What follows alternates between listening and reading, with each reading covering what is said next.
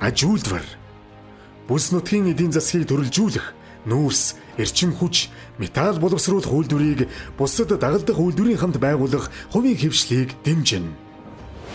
10 бүс барилга, уул уурхайн салбарын хэрэгцээг хангах дэвшилт технологийн шохон болон эрдэс түүхийдийн нөөцөд тулгуурлан бүсийн бүтээн байгуулалтын хэрэгцээг хангах барилгын материалын хангамжийн төвийг байгуулна.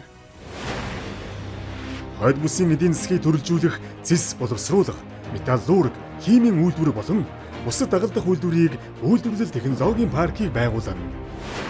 Төвийн бүсийн эдийн засгийг төрөлжүүлэх, металл боловсруулах, металл бус эрдэс бодисоор хийсэн бүтээгдэхүүний үйлдвэрийг бусад дагалдах үйлдвэрийн хамт байгуулж, үйлдвэрлэл технологийн паркийг хөгжүүлнэ. Зүүн бүсэд кокс, химийн бүтээгдэхүүн болон нүүрс, эрчим хүчний үйлдвэр, бусад дагалдах үйлдвэр бүхий үйлдвэрлэл технологийн парк байгуулах хувийн хэвшлийг дэмжинэ. Говийн бүсийг усаар хангах орхон онг, хэрлэн тоон төслийг үе шаттайгаар хэрэгжүүлэн бүс нутгийн эдийн засгийг эрчимжүүлэх, нүүрс, эрчим хүч, металлург, кокс болон газрын тос боловсруулах үйлдвэрийг бусад дагалдах үйлдвэрийн хамт үйлдвэрлэл технологийн паркийн хэлбэрээр байгуулах хувийн хэвшлийг дэмжин хөгжүүлнэ. Ямар ч байсан бид боловсруулах үйлдвэрээ нөөц баялагтай холбоорлож бий болгох хэрэгтэй байна.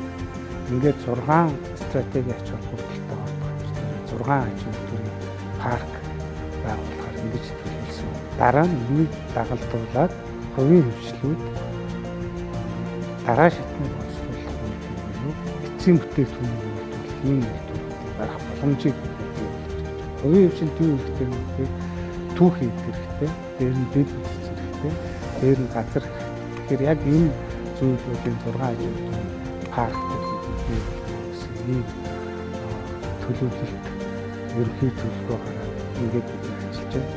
Эцсийн дүндээ юу болох вэ? Бидний олон жилийн байгалийн баялагын үндэсний төлөв ингээд Монгол хүн баялагтай жинхнээс эзэн болох энэ олон жилийн зорилго биелэлээ болох юм гэж үзэж байгаа.